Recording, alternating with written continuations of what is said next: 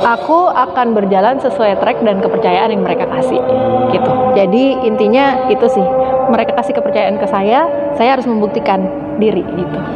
Nah, itu dalam Pekerjaan apapun, kalau sepinter apapun, sepiawai apapun orang dalam pekerjaan, kalau karakter, attitude-nya kurang baik, akan tiba waktunya dia akan tersandung. nah, itu baru kocok.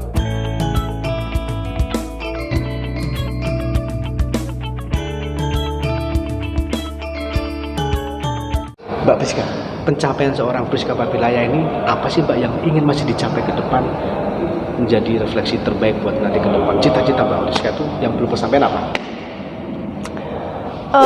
Aku pengen, ini kan 9 tahun berada di media itu kan pasti banyak, aku nggak bilang pengalamanku banyak ya, masih banyak senior-seniorku yang jauh lebih berpengalaman. Tetapi setidaknya aku punya 9 tahun masa kerja yang belajar banyak hal gitu. Nah, dari belajar banyak hal ini pengen lebih banyak bisa berbagi. Nah, salah satunya misalnya kayak berbagi materi kayak tadi di training jurnalistik, atau sekarang aku ngajar juga Mas jurnalistik di alma materku. Mana sih Mbak alma mater, sebutin aja. Presiden University. Iya. Ngajarnya Mbak Priska. Ya. Gitu. Jadi seneng karena ketemu adik-adik yang apa ya, yang pengen tahu gitu, pengen tahu gimana sih dunia media. Nah, kita yang sudah ada di dalam, saya rasa punya tanggung jawab untuk berbagi gitu. Nah, berbicara tentang berbagi,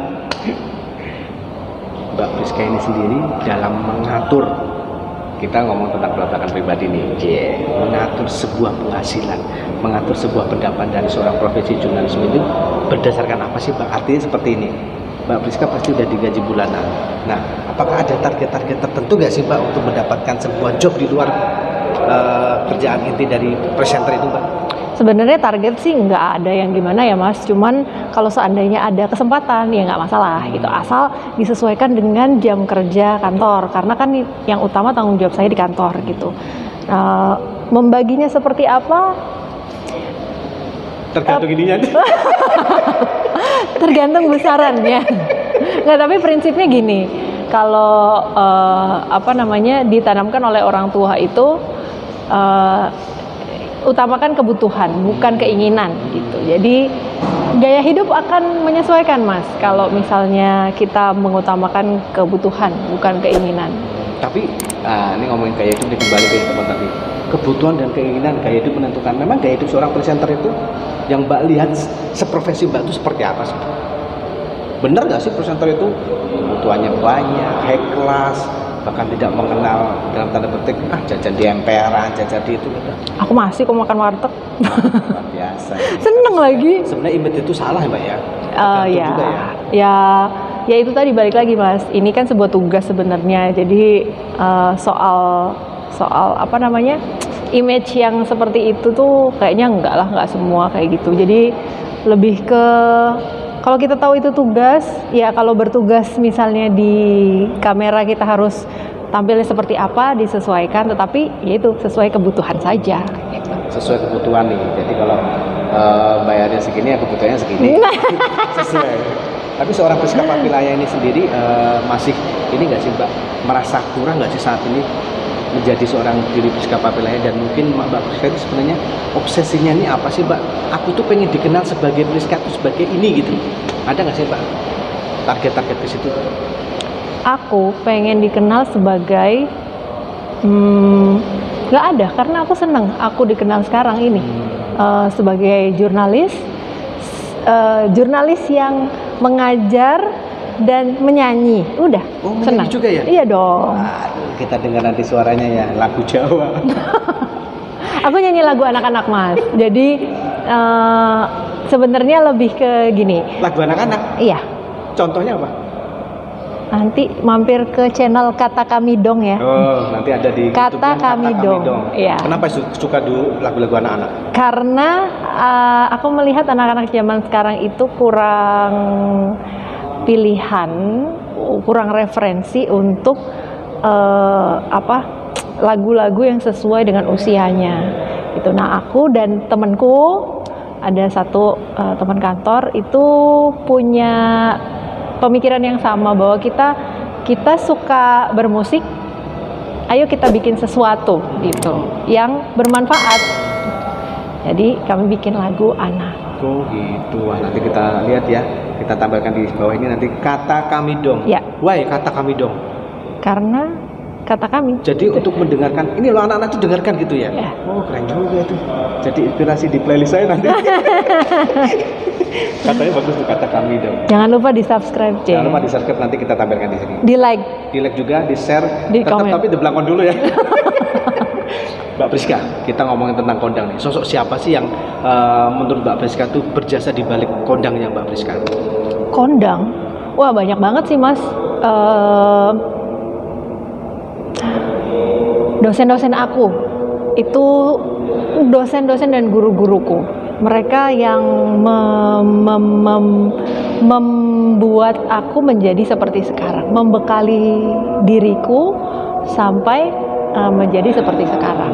Membekali itu bukan hanya tentang ilmu ya, tapi nasihat, terus dorongan, keberanian, mengasah karakter dan sebagainya. Terutama orang tua juga gitu. Jadi orang tua, aku kebetulan anak tunggal. Oh anak tunggal, waduh banyak inceran nih.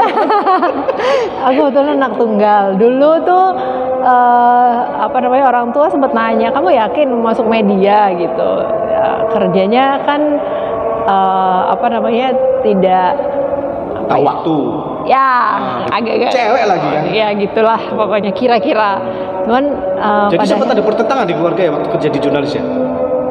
Sedikit banyak lah ya. Bukan pertentangan gimana sih sebenarnya, cuman adu argumen, iya meyakinkan gitu orang tua supaya ini pilihanku gitu, aku suka di sini. Sampai akhirnya orang tua yakin tuh apa yang membuat mereka yakin? Yaudah deh kamu di dunia jurnalis sih, kamu tuh anak satu-satunya, nanti kalau kamu liputan di dunia liputan perang, aduh kehilangan anak seperti itu dan yang bisa meyakinkan Mbak kepada orang tua, gak aku mau menjalani profesi ini. Aku akan berjalan sesuai track dan kepercayaan yang mereka kasih gitu. Jadi intinya itu sih, mereka kasih kepercayaan ke saya harus membuktikan diri gitu. Nah itu dalam tuh, mereka kasih kepercayaan, kita membuktikan dari kepercayaan itu. Wah dalam banget itu filosofinya. Selanjutnya berhubungan dengan masih ada kata kondang. Sosok kondang siapa sih yang saat ini ingin sekali kolaborasi, diajak kolaborasi, diwawancara yang belum kesampaian? Siapa ya? Boleh luar negeri, boleh dalam negeri, yang menjadi sebuah obsesi. Aku pengen banget kolaborasi dengan sosok kondang itu gitu. Sebenarnya ada satu jurnalis luar yang jadi salah satu role modelku. Itu aku suka banget sama dia. Siapa? Gitu. Namanya Anna Mary Green. Presenter mana itu? CBS. Oh CBS. CBS. Why kenapa dia? Pilihannya ke dia? Karena pertama kali aku lihat dia bawain berita tuh bernyawa sekali gitu, dan aku suka banget lihat dia. Terus kayak follow Instagramnya gitu, jadi senang. Tuh para konco, impian bisa saja nanti suatu saat beliau bisa terbang ke sana, ketemu dan wawancara, bahkan bisa collab ya. Asik. Itu bukan untuk kemungkinan loh, pasti bisa terjadi karena semua ada prosesnya. Terakhir dengan sosok kondang siapa sih yang sampai menjadi inspirasi, menjadi penyemangat dalam perjalanan karir Mbak Priska dari mahasiswa, presenter, jurnalis, presenter, dosen dan sebagainya. Beberapa dosenku, jadi dosen Mbak Priska dia juga kerja di TV. mantan biasanya. Nah, dosen-dosen biasanya kalau jadi guru atau dosen entah kenapa ya kayak awet muda aja. Kita ketemu sekarang gitu, diajar di kelas sekarang, nanti 10 tahun lagi kok ibu bapaknya masih tetap kayak gitu ya gitu. Mungkin karena ketemu sama anak-anak yang fresh terus, newbie terus bahas informasinya juga setiap hari tuh berkembang gitu. Jadi mereka yang banyak mendorong saya sih. Jadi untuk tidak berhenti belajar, dan biasanya ada gap antara dunia belajar teori dengan dunia praktek kerja. Nah, mereka yang terutama yang praktisi-praktisi itu bisa menjembatani antara itu. Sehingga aku pun belajar dari mereka untuk menjadi praktisi. Tapi sampai saat ini komunikasi dengan teman-teman dosen yang sekarang, dulu dosen sekarang mungkin jadi Kolega. pakar ya, iya, jadi kolega itu sering ya masih. Wah, gak nyangka akhirnya gue jadi kolega beliau. Iya, gitu kan. kadang-kadang yang udah lama nggak kontak, guru-guruku Iya, SMA pun betul. coba cari di Facebook, kan sekarang gampang ya, coba cari di Facebook, kontak lagi, Ya, dan mereka tapi- senang sekali. Ya siapa yang gak senang ya, tadinya gak kenal sekarang udah nongol di TV ketemu, itu udah nilai plus. Untung masih muat ya masuk TV ya. Pertanyaan terakhir nih, nggak tertarik untuk menggeluti bidang lain? Apakah sudah jatuh cinta sampai nanti tua sampai mati di sini, atau adakah kemungkinan nanti jadi PR perusahaan A, perusahaan B gitu? Belum kepikir. Belum kepikiran. Aku Tapi justru kalau dibajak ya. kalau bajak aku please loh. Tapi ada nggak sih Mbak, rata-rata tuh seorang presenter itu yang beberapa ribu yang saya wawancara tuh dia pengen jadi A, B, C, jadi seolah-olah presenter seolah-olah tuh lompatan seperti itu, benar nggak sih Mbak? Aku pengen jadi dosen mas, full time-nya nanti ya di kemudian hari. Karena saya setuju sih, karena ketika Mbak Priska jadi dosen, ilmu teori dapat, ilmu praktek nggak diragukan lagi kan. Akhirnya menguasai kedua hal ini untuk menjadikan adik-adik mahasiswa diajar menjadi seorang Priska. Apalagi dulu dosenku tuh ada udah oma-oma, tapi masih kece gitu loh. Tahu itu, Ah, Ibu banyak. Sumita Tombeng. Masih saja Mbak. Aku udah lama gak ketemu. Iya, itu juga dulu mentor saya waktu di TV sebelah lah. Iya, aku Kece banget tuh pakai topi. Pak iya, still ya, apa sih Kita kasih gaya fotonya di gaya, sini deh. gaya gitu. Tapi galak minta ampun. Terakhir lagi nih, pesan dari Mbak Priska kepada adik-adik yang ingin menjadi seorang presenter dan jurnalis, apa sih? Silakan. Ya itu tadi, jangan pernah berhenti belajar dan berani, terus attitude-nya harus oke, karakternya, karena pekerjaan apapun kalau sepinter apapun, sepiawai apapun orang dalam pekerjaan, kalau karakter, attitude-nya kurang baik, akan tiba waktunya dia akan tersandung. Nah, itu para konco. Pesan penting dari Mbak Priska, mudah-mudahan konten ini menjadi inspirasi buat teman-teman adik-adik yang ingin belajar jadi presenter, bahkan masyarakat luas penggemar The Blakon TV.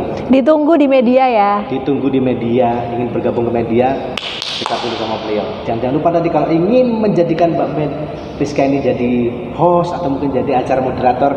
Dia manajernya. Aku udah tahu aku.